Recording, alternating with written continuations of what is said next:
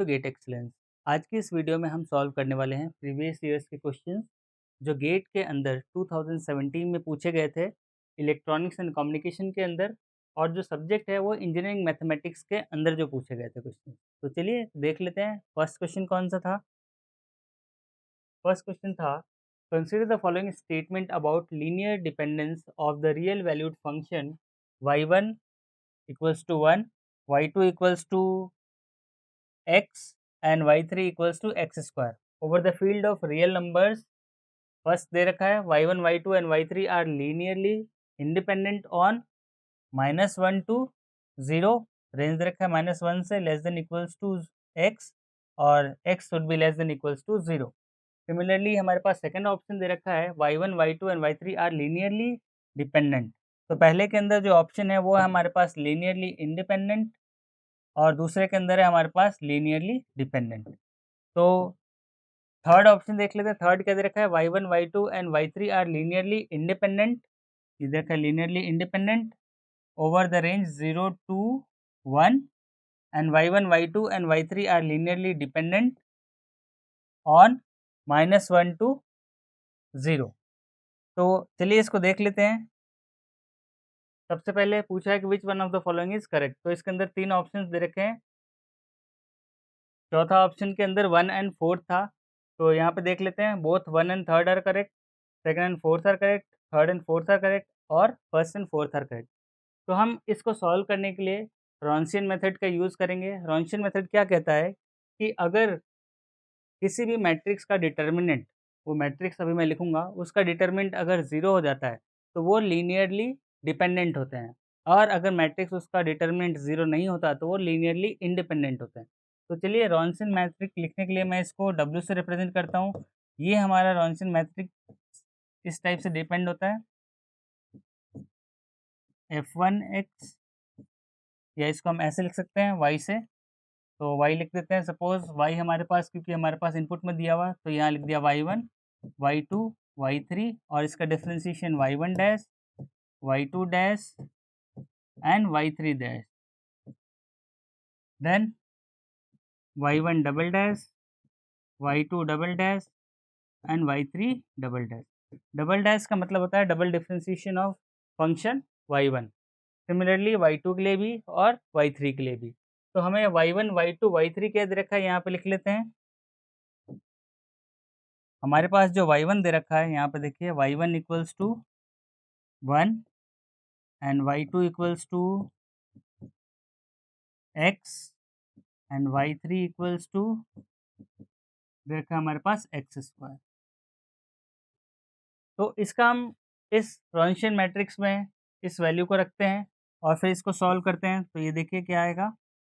पहले y1 y2 y3 लिख देते हैं, तो 1 x एंड x स्क्वायर। फिर सेकेंड रो में इसका डिफरेंशिएशन, तो y1 डैक्स यानी 1 का डिफरेंशिएशन 0, देन x का 1 और x स्क्वायर का 2x। सिमिलरली थर्ड रो को फिल कर देते हैं डबल डिफरेंशिएशन से, तो ये 0 और ये आ गया हमारे पास 2। अब इसका हमें डिटर्मिनेंट फाइंड आउट करना है। अगर डिटर्मिनेंट 0 होता है तो लीनियरली डिपेंडेंट होगा, और नॉन ज़ीरो होता है तो लीनियरली इंडिपेंडेंट होगा। तो ये देखिए यहाँ से फाइंड आउट करते हैं। यहाँ देखिए इसको अगर ओपन करेंगे इस एलिमेंट के क्रॉस, तो हमें इन दोनों को छोड़ के इसको और इसको और फिर इसका डिटरमिनेंट निकालना पड़ेगा। तो ये हमारे पास आ गया determinant 2 into 1 minus x into 0 is 0। तो ये आ गया हमारे पास 2 which is not equals to 0। तो नॉट इक्वल्स टू 0 इसका मतलब क्या है कि जो हमारे पास जो वेरिएबल्स आए हैं वो लीनियरली इंडिपेंडेंट हैं, और सबके अंदर देखिए लीनियरली डिपेंडेंट इंडिपेंडेंट के अंदर हमारे पास दे रखा है जो रेंज है वो -1 से 0 के बीच और 0 से 1 के बीच। तो यहाँ पे देखिए कौन कौन से ऑप्शन करेक्ट है हमारे अकॉर्डिंग। तो फर्स्ट दे रखा है हमारे पास लीनियरली इंडिपेंडेंट है, तो ये आंसर हमारे पास because it is not equals to 0, then y1 y2 y3 are linearly independent. तो ये हमारे पास सही है within the range -1 to 0। उसके बाद और ऑप्शन देखते हैं। ये डिपेंडेंट है तो ये ऑप्शन सही नहीं है। उसके बाद इंडिपेंडेंट वापस आ गया इन द रेंज 0 to 1, तो ये हमारे पास करेक्ट है। उसके बाद फोर्थ देख लेते हैं, y1 y2 and y3 are linearly dependent on -1 to 0। तो -1 to 0 के बीच में ये डिपेंडेंट आ रहा है, इसका मतलब ये हमारा इनकरेक्ट है। तो देख लेते हैं, first and third option correct होना चाहिए। तो फर्स्ट एंड थर्ड ऑप्शन किसमें, ए के अंदर है, यानी कि both first and third are true. तो ये हमारे पास करेक्ट आंसर हो जाएगा। तो चलिए नेक्स्ट क्वेश्चन देख लेते हैं। नेक्स्ट क्वेश्चन में एक 5x5 मैट्रिक्स दिया हुआ है। इस मैट्रिक्स के अंदर पूछा है, it is given that A has only one real eigen values, यानी इसके अंदर ए की रियल वैल्यू है और वो आइगन वैल्यू रिप्रेजेंट कर रहा है। Then the real eigen value of A is, A के लिए मुझे वो जो वैल्यू आएगी रियल आइगन वैल्यू वो क्या होगी। तो यहाँ पे 4 ऑप्शंस दे रखे हैं, -2.5, 0, 15 एंड 20। तो इसके अंदर हमें क्या करना है, यहाँ से अगर इस मैट्रिक्स को ध्यान से देखें तो अगर इसका समीशन करें रो वाइज या कॉलम वाइज, तो यहाँ पे देखिएगा अगर मैं रो वाइज समीशन करता हूँ तो रो के अंदर करते हैं तो सबका वैल्यू आ रहा है 15। तो अभी इसके अंदर देखें समीशन, अगर मैं 1 + 2 + 3 + 4 + 5 करता हूँ तो ये क्या आ जाएगा, 1 + 2 3, 3 + 3 6, 4 10 एंड 5। तो अगर मैं इसके अंदर ये मेथड लगाता हूँ कि R1 = R1 + R2 + R3 + R4 + R5, तो हमारे पास क्या आ जाएगा ये मैट्रिक्स बन के, A = इस टाइप से आएगा। देखिए जो R1 है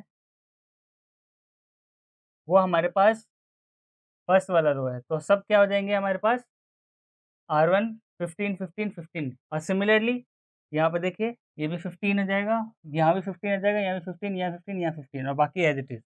अगर यही मेथड कॉलम पे लगाएं तो कॉलम के अंदर क्या आएगा हमारे पास,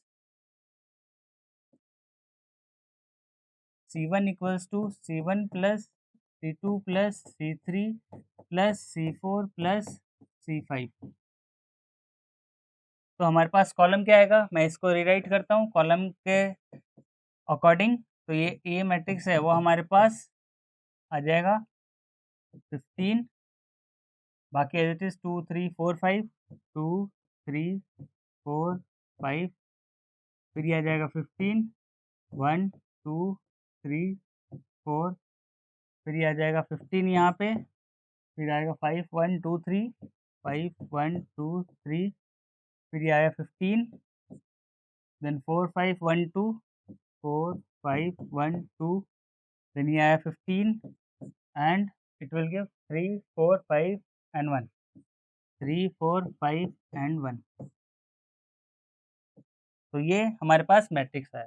इसके अंदर अगर हम 15 कॉमन ले लेते हैं तो 15 क्या हो गया हमारे पास, अगर कॉमन लेते हैं तो यहाँ पे देखिए इन सबको मैं बाहर ले लेता हूँ 15 को, तो 15 और अंदर जो सारी वैल्यू है वो हमारे पास 1 1 1 1 हो जाएगी। तो इसको मैं डिलीट कर देता हूँ और यहाँ पे आ जाएगा 1 1 1 1 और 1। तो यहाँ पे देख सकते हैं कि 15 हमारा क्या है, 15 वो वैल्यू है जो आइगन वैल्यू रिप्रेजेंट करती है, और यही वैल्यू हमारी रियल वैल्यू है जो हमारा मैट्रिक्स के अंदर आइगन वैल्यू को रिप्रेजेंट कर रहा है ऑफ गिवन मैट्रिक्स ए। तो हमारे पास ऑप्शन क्या हो जाएगा, 15। 15 हमारे पास क्या है, सी के अंदर दिया हुआ। तो ये हमारे पास रियल वैल्यू 15 है जो कि आइगन वैल्यू को भी रिप्रेजेंट करता है। और हमें पता है कि अगर किसी भी मैट्रिक्स के अंदर सारे के सारे रो या सारे के सारे कॉलम अगर हमारे पास सेम टर्म आ रहे हैं तो हम उसको बाहर लेके आ सकते हैं, और वो हमारे लिए क्या हो जाता है, आइगन वैल्यू को रिप्रेजेंट करता है। तो चलिए नेक्स्ट क्वेश्चन देख लेते हैं। इसके अंदर पूछा है the rank of matrix is, इसके अंदर रैंक निकालना है।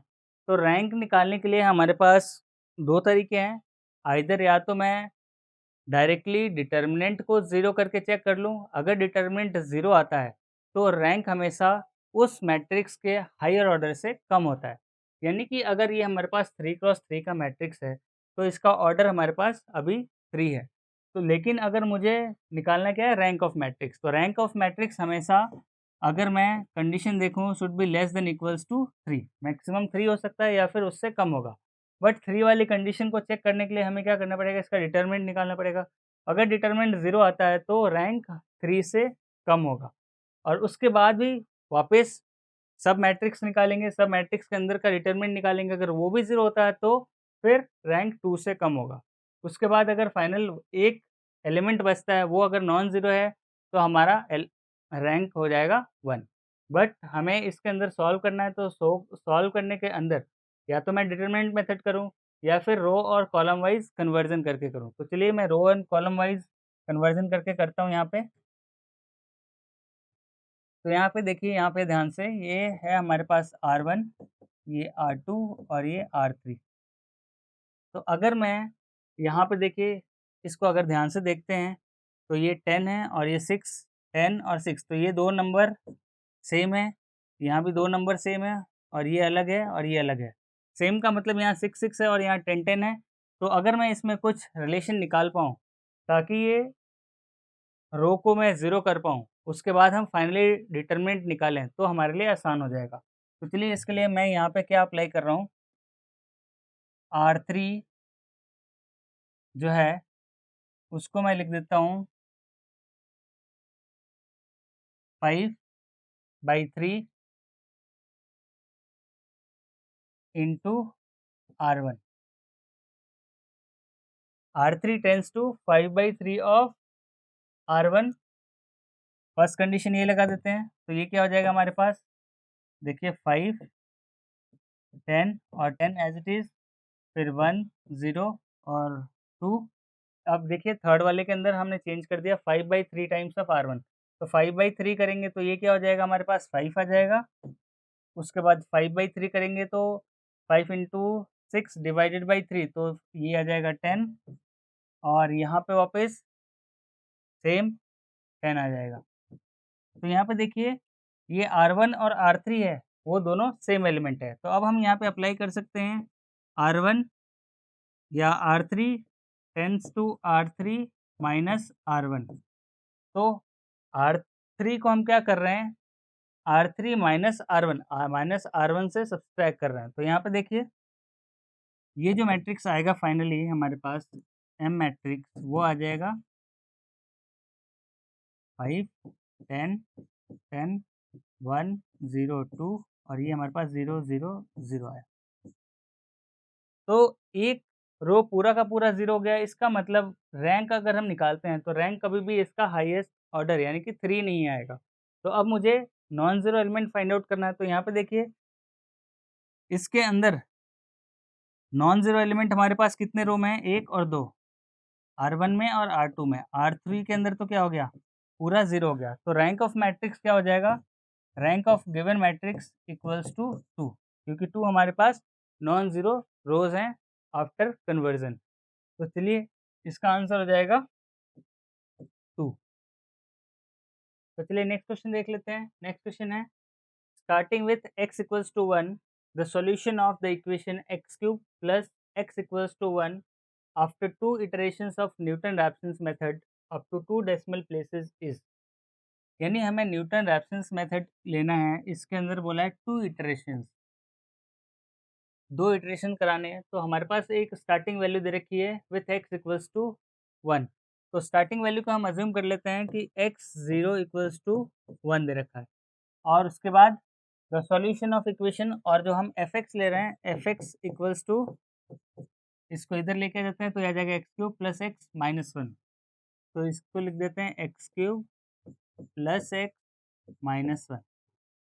अब न्यूटन रैप्सन्स मेथड क्या कहता है कि अगर मुझे एक्स आई प्लस 1 निकालना हो तो उसके लिए जो फॉर्मूला है वो x i minus f of x i upon differentiation of f of x i, यानी फर्स्ट डेरिवेटिव। तो ये हमारे पास एफ एक्स है और ये हमारे पास एफ डैश एक्स आई है। तो यहाँ पे एफ एक्स तो गिवन है, अगर मैं इसका एफ डैश एक्स निकालूँ तो एफ डैश एक्स क्या आएगा, यहाँ पे देखिए, इसका अगर मैं एफ डैश एक्स निकालता हूँ यानी differentiation of f x with respect to x is, यहाँ पे आ जाएगा 3x² प्लस 1, और कांस्टेंट टर्म है माइनस 1, तो उसका हो जाएगा 0। तो ये हमारे पास एफ डैश एक्स आया और ये हमारे पास एफ ऑफ एक्स है। तो मुझे 2 इटरेशंस के लिए निकालना है। तो ये जो न्यूटन रैप्सन मेथड का जो फॉर्मूला है ये है for i equals to 0 1 2 3 dash dash dash up to n value. तो हमें सिर्फ 2 इटरेशंस चाहिए, तो 2 इटरेशंस के लिए आई इक्वल्स टू 0 रख देता हूँ और आई इक्वल्स टू 1 रख दूंगा। तो हमारे पास इसका सॉल्यूशन आ जाएगा फॉर 2 इटरेशंस और उसकी वैल्यू हमें यहाँ पे सब्स्टिट्यूट करनी है या आंसर में लिखना है। तो चलिए for i equals to 0, i equals to 0 लेता हूँ, ये आई प्लस 1 है, तो आई इक्वल्स टू 0 रखता हूँ तो हमारे पास क्या आ जाएगा x1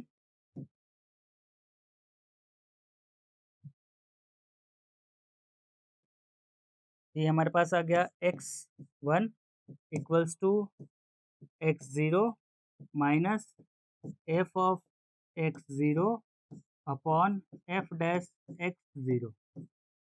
तो यहाँ पे देखिए x0 की वैल्यू क्या दे रखी है 1, तो इसको यहाँ सब्स्टिट्यूट कर देते हैं यहाँ पे और यहाँ पे। तो ये क्या आ जाएगा 1 minus f of 1 upon f dash 1। तो इसी को और आगे सॉल्व करते हैं तो ये आ गया 1। f1 की वैल्यू क्या है, इसके अंदर f x की जगह हम x की जगह 1 सब्स्टिट्यूट करेंगे तो हमारे पास आ जाएगा 1 क्यूब प्लस 1 माइनस 1। तो ये आ जाएगा 1 प्लस 1 माइनस 1 इज़ 1। तो ये आ गया minus 1 upon f dash x के अंदर 1 की वैल्यू रखनी है तो यहाँ पे 1 रखेंगे तो 3 इंटू 1 स्क्वायर इज 3 प्लस 1 4। तो ये आ गया 4। तो ये आ जाएगा 1 माइनस 0.25 विच इज़ इक्वल्स टू 0.75। तो आया फर्स्ट इटरेशन की वैल्यू। तो फर्स्ट इटरेशन का मतलब x1 की वैल्यू आई हमारे पास। तो चलिए नेक्स्ट स्लाइड लेते हैं। नेक्स्ट स्लाइड में हमारे पास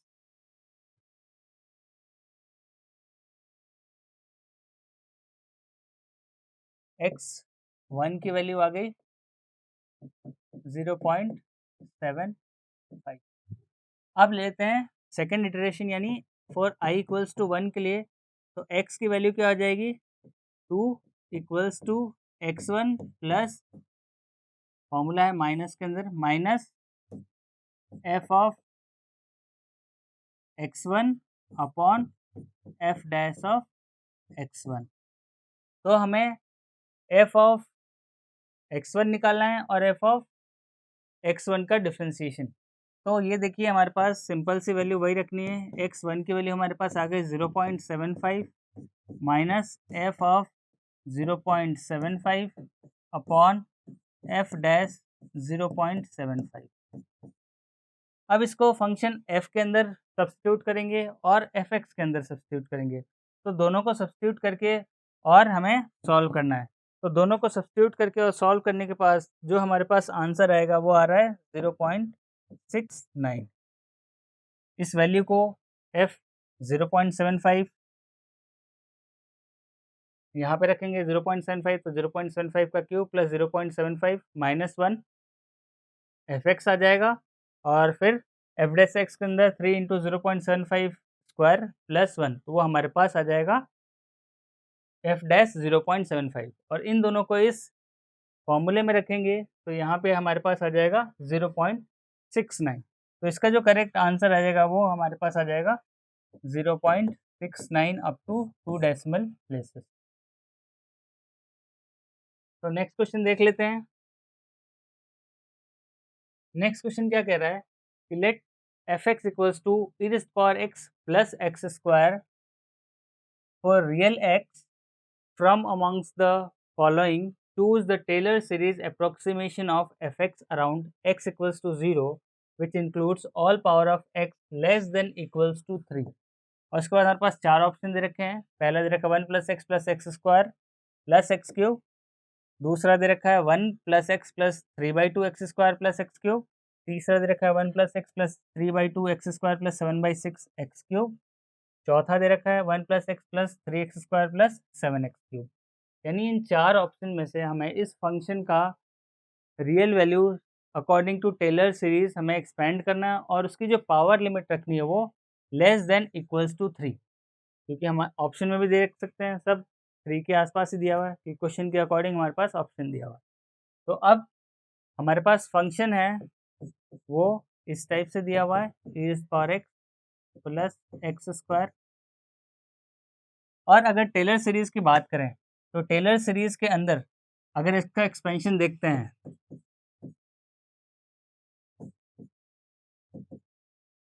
टेलर सीरीज़ का जो एक्सपेंशन है वो आता है हमारे पास f0 plus x upon 1 factorial F dash 0 plus x upon 2 factorial F double dash 0 plus ये एक्स स्क्वायर है x cube upon 3 factorial F triple dash 0 plus so on. तो ये हमारा टेलर सीरीज एक्सपेंशन है। और एक और एक्सपेंशन होता है ई रेज़ द पावर एक्स। तो अगर मैं ई रेज़ द पावर एक्स का एक्सपेंशन देखूँ तो ये आएगा हमारे पास 1 plus x upon 1 factorial plus x square by 2 factorial plus x cube divide by 3 factorial plus ये चलता रहेगा। तो हम दोनों तरीके से कर सकते हैं। सिंपलेस्ट तरीका है कि ई की पावर जो एक्स दे रखा है तो इसको हम एक्स प्लस एक्स क्यूब को एक्स अज्यूम कर लें या वाई अज्यूम कर लें, या डायरेक्टली हमारे पास ये पूरा का पूरा फंक्शन है उसको इस फॉर्मूले में सब्स्टिट्यूट कर दें। तो चलिए पूरे के पूरे फॉर्मूले को हम इसमें सब्स्टिट्यूट करते हैं। तो दे रखा है हमारे पास फंक्शन दे रखा है हमारे पास e raise power x plus x square. तो इसको हम ओपन करते हैं according to e raise power x. तो ये हमारे पास आ जाएगा 1 plus x square by 1 factorial plus x square का whole square into x divided by 2 factorial plus ये एक्स नहीं आएगा यहाँ पे,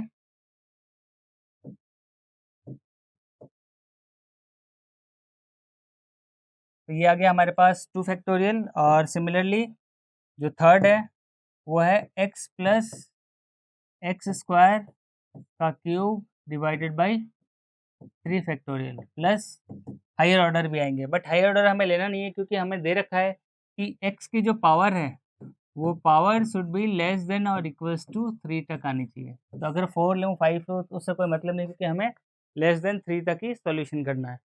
तो चलिए इसको आगे करते हैं। यह जाएगा हमारे पास 1 प्लस एक्स स्क्वायर, क्योंकि 1 फैक्टोरियल का वैल्यू होता है 1 और यहाँ पे 2 फैक्टोरियल होता है 2 इंटू 1 इज़ 2। तो यहाँ पे आ जाएगा हमारे पास, ये फॉर्मूला लगाएंगे a plus b whole square का। तो a plus b whole square का फॉर्मूला लगाएंगे तो हमारे पास आएगा a square plus b square plus 2ab। तो यहाँ पे लिख देते हैं एक्स स्क्वायर प्लस एक्स की power 4 plus 2ab is 2x cube divided by 2। तो ये एक्सपेंड हो गया। अब इसको एक्सपेंड करते हैं, तो इसको एक्सपेंड करने के लिए हम cube a plus b cube का फॉर्मूला लगाएंगे। तो ए प्लस बी क्यूब होता है a cube plus b cube plus 3 a square b plus 3 ab square. तो ये यहाँ पे लगाते हैं, तो a cube plus b cube plus 3 a square b is x की पावर 4 प्लस 3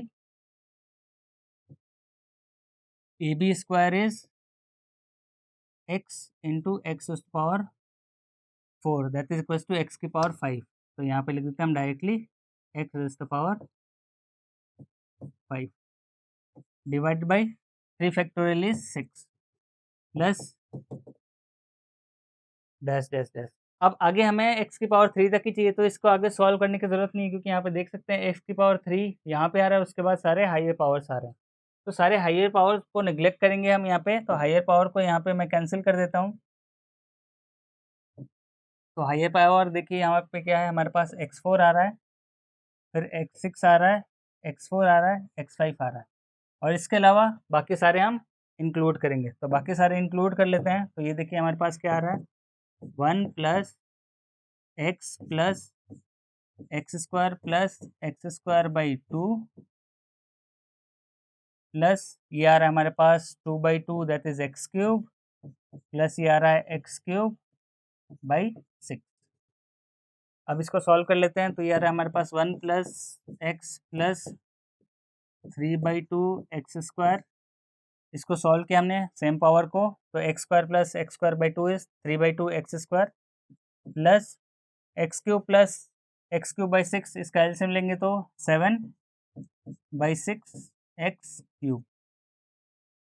तो ये ऑप्शन देख लेते हैं किस में दिया हुआ है, वही हमारा करेक्ट आंसर हो जाएगा, क्योंकि अप टू 3 डेसिमल प्लेसेस तक 3 पावर्स तक हमारे पास सॉल्व कर लिया हमने। तो देखिए 1 + x + 3/2 x² + 7/6 x³। तो किस में आ रहा है 1 + x + 3/2 x² + 7/6 x³। तो ये हमारे पास सी के अंदर आ रहा है। तो ये हमारे पास करेक्ट ऑप्शन हो जाएगा सी।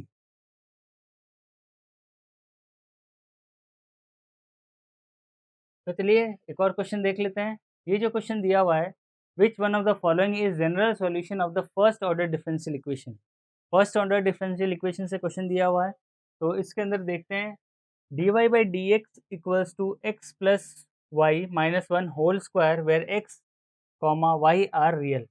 अब चार ऑप्शन दे रखे हैं कि y equals to 1 + x + tan inverse x + c where c is constant.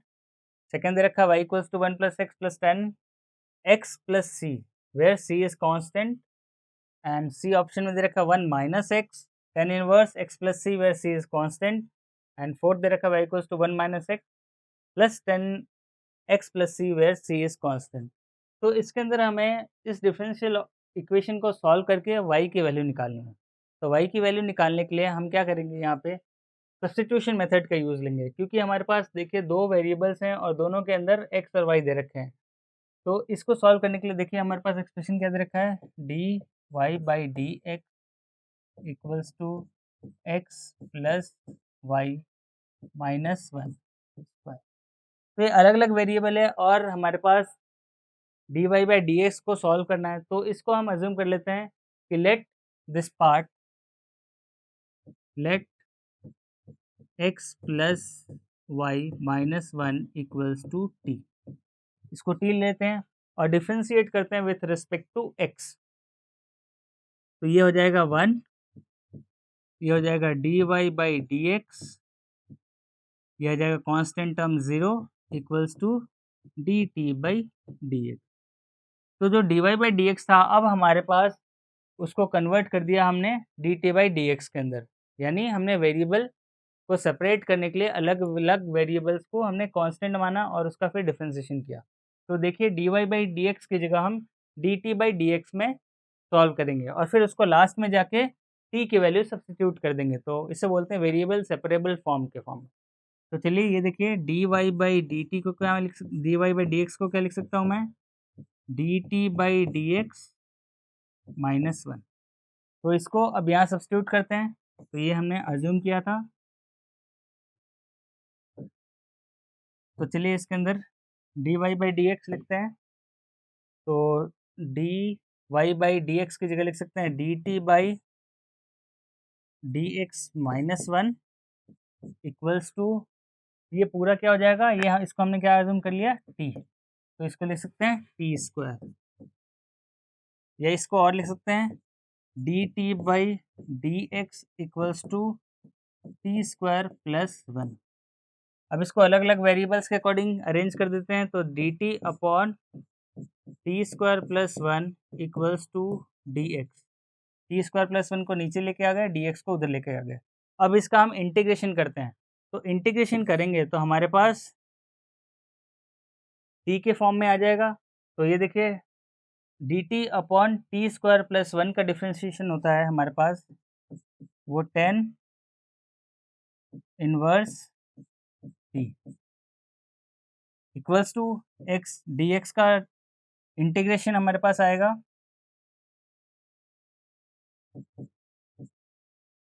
x + c। तो देखिए dt/t² + 1 का इंटीग्रेशन आया हमारे पास tan इनवर्स t, और dx का हमने इंटीग्रेशन किया तो हमारे पास आ गया x प्लस कांस्टेंट टर्म। अब इसको हम लेते हैं t की जगह सब्स्टिट्यूट कर देते हैं। t की जगह हम क्या सब्स्टिट्यूट करेंगे, x + y - 1। तो यहाँ पे देखिए कोई ऑप्शन में आएगा अभी, तो इसको हमने ले लिया tan inverse x plus y minus 1 equals to x plus c. But इस फॉर्मेट में हमारे पास आंसर नहीं दे रखा है, हमें दे रखा है y इक्वल्स टू। तो हम इस tan इनवर्स को इधर लेके जाते हैं और सब्स्टिट्यूट करते हैं, तो ये हमारे पास क्या आ जाएगा, देखिए x plus y minus 1 equals to tan inverse की जगह अब आ जाएगा tan x प्लस सी। अब हमें y निकालना है क्योंकि सब y के फॉर्म में दे रखा है ऑप्शन, तो y इक्वल्स टू इधर ले जाएंगे तो 1 और माइनस x इधर ले गए प्लस से इधर आ गया माइनस, और ये हमारे पास tan x plus c where c is constant. तो ये हमारे पास आ जाएगा, देखिए कौन सा ऑप्शन में आ रहा है, 1 माइनस एक्स, तो ये दोनों में आ रहा है, और हमारे पास tan x प्लस सी आ रहा है, तो ये हमारे पास डी ऑप्शन के अंदर आ रहा है। तो ये हमारे पास करेक्ट ऑप्शन हो जाएगा y equals to 1 minus x plus tan x plus c where c is constant. तो चलिए नेक्स्ट क्वेश्चन देख लेते हैं। नेक्स्ट क्वेश्चन क्या कह रहा है कि let i equals to integration of, integration दे रखा है हमारे पास क्लोज फॉर्म में, तो let i equals to integration of close form, bracket के अंदर रखा है 2z dx plus 2y dy plus 2x dz where x, y, z are real and let c be the straight line segment from a point a 0 2 1 to point b 4 1 minus 1, the value of i is, यानी कि इस integral की value निकालनी है with a line segment having a point a and b। तो इसके लिए जो सिंपल सा तरीका है कि या तो मैं इंडिविजुअल इस सबका इंटीग्रेशन करूं over a close loop, close loop के अंदर हमारे पास दे रखा है जो लाइन के फॉर्म में, वो लाइन हमारे पास लाइन की पॉइंट दे रखी है 2, यहाँ से यहाँ तक स्ट्रेट लाइन, या तो मैं स्ट्रेट लाइन की इक्वेशन निकाल के और फिर इसको सॉल्व करूँ, या फिर डायरेक्टली इसके अंदर अगर ध्यान से देखेंगे तो यहाँ पे देखिए मैं इसको लिख रहा हूँ वापस से, i equals to integration of 2z dx plus 2y dy plus 2x dz। तो यहाँ पे अगर मैं ध्यान से देखूँ तो यहाँ देखिए z इंटू डी एक्स और x इंटू डी जेड, यानी डिफ्रेंसिएशन ऑफ, अगर मैं a और b लेता हूँ, डिफ्रेंसिएशन ऑफ ए बी लेता हूँ ऐसे, ये आता है हमारे पास a into differentiation of b plus b into differentiation of a। तो ये हमारे पास इस टाइप से फॉर्मूला है। तो अगर मैं इसको और इसको देखो ध्यान से, तो इसी फॉर्मूले में हमारे पास आ रहा है, तो इसको हम ऐसे अरेंज कर देते हैं इसी फॉर्म में। तो इसको हम लिख सकते हैं 2 into differentiation of x Z plus ये एज इट इज आ जाएगा 2y dy। अब हमारे पास जो लिमिट आएगी वो लिमिट क्या आ जाएगी, इन 3 पॉइंट्स की वैल्यूज a और b से। तो ये देखिए इसी को मैं लिख देता हूँ, ये जो लिमिट आएगा हमारे पास 0 2 1 से लेके 4 1 एंड माइनस 1। तो ये 3 लिमिट के लिए हमें सॉल्व करना है इस एक्सप्रेशन को 2dxz प्लस 2y dy। अब इसका इंटीग्रेशन करते हैं तो ये हमारे पास इस टाइप से आएगा, xz plus differentiation of, sorry integration of 2y dy is y square by 2, तो 2 2 कैंसिल हो जाएगा, ये हमारे पास आ जाएगा वाई स्क्वायर। और हमें लिमिट रखनी है, लिमिट क्या है हमारे पास 0 to 1 0 to 1 और अपर लिमिट है 4 1 माइनस 1 4 1 माइनस 1। तो यहाँ पे देखिए 2, यहाँ पे 2 dz D differentiation of x Z था, तो यहाँ भी आ जाएगा एक्स जेड और मल्टीप्लिकेशन में आया हमारे पास 2। तो यहाँ इसको आगे सॉल्व करते हैं। अब लिमिट रखना है अपर लिमिट और लोअर लिमिट, तो एक बार अपर लिमिट रख देते हैं और फिर एक बार लोअर लिमिट रख देंगे। तो अपर लिमिट को सॉल्व करने के लिए यहाँ पे देखिए x की जगह 4 रखना है, तो 2 इंटू 4 इंटू जेड, जेड की जगह -1 प्लस y की जगह हमारे पास क्या आ रहा है 1, ये हमने अपर लिमिट रख दी, माइनस लोअर लिमिट, तो लोअर लिमिट के अंदर x की वैल्यू 0 आ रही है, तो 2 इंटू 0 इंटू जेड इंटू 1, ये तो पूरा 0 हो जाएगा, प्लस y की जगह 2 स्क्वायर, तो ये है हमारे पास लिमिट। तो ये हम देख लेते हैं इसको, क्या है 2 इंटू 4 8 और इंटू -1 -8 +1, और यहाँ आ रहा है माइनस, ये तो हो गया 0, और ये आ गया +4 और इंटू माइनस, तो -4, ये हमारे पास आ रहा है -7 -4 दैट इक्वल्स टू -11। तो इसका आंसर -11 आ जाएगा। तो इसको हम फिलअप के अंदर the value of i is -11 लिख सकते हैं आंसर के अंदर। तो ध्यान से देखिए इसको, जस्ट हमने क्या किया, इसकी प्रॉपर्टी ऑफ डिफरेंशिएशन का यूज़ किया हमने, कि differentiation of a b, multiplication of a b, अगर दोनों अलग अलग वेरिएबल हैं तो डिफरेंशिएशन क्या होता है, a b dash plus b a dash. तो उसी कंसेप्ट को यूज़ करते हुए हमने इन दोनों को कंबाइन कर दिया। कंबाइन करने पे क्या आया, डिफरेंशिएशन ऑफ एक्स जेड, और ये एज इट इज़ हमने अलग रखा। और उसके बाद हमने क्या करी, लिमिट जो लाइन की दे रखी है, लोअर लिमिट और अपर लिमिट दोनों को इंटीग्रेंट में डाल दिया, और उसके बाद हमने इसको सॉल्व किया। तो सॉल्व करने के बाद हमारे पास डायरेक्टली अपर और लोअर लिमिट रखने के बाद हमारे पास जो आंसर है वो -11, तो इसके लिए हमारे पास आ रहा है -11, जो इंटीग्रेंट की वैल्यू आएगी -11। तो इस वीडियो में इतना ही। ये था 2017 के अंदर सेट 1 के अंदर मैथमेटिक्स के क्वेश्चंस जो इलेक्ट्रॉनिक्स एंड कम्युनिकेशन में पूछे गए थे। Thank you.